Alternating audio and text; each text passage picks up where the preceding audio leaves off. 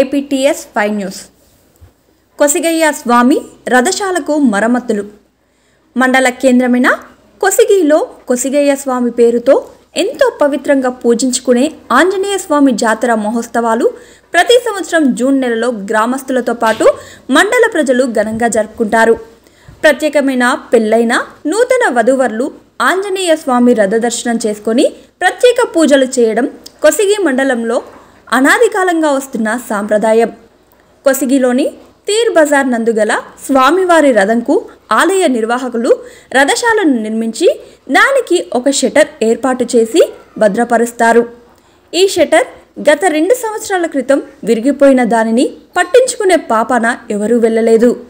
రథంపై కోతులు, పక్షులు, కుక్కలు మూత్ర విసర్జన చేసి మల విసర్జన చేసి ఆలయ పవిత్రతను, రథ పవిత్రతను అపవిత్రం చేస్తున్నాయని గ్రామస్తులు పలుమార్లు మండిపడినా వినతి పత్రాలు అందించినా ఫలితం లేకుండా పోయింది. గత సంవత్సర కాలంగా ఆలయ పవిత్రతను కాపాడాలని తేరుకు షట్టర్ రిపేర్ చేయించి రథ పవిత్రతను కాపాడాలని పలు పేపర్లలో, మీడియా ఛానల్లో అనేక వార్తలు కూడా ప్రచురితమయ్యాయి.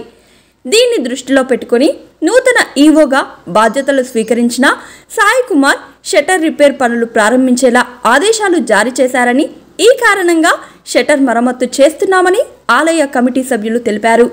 ఇప్పటికైనా ఆలయ పవిత్రతపై దృష్టించిన ఈవో సాయి కుమార్కు కొసిగి మండల వాసులు ధన్యవాదాలు తెలుపుకుంటున్నారు.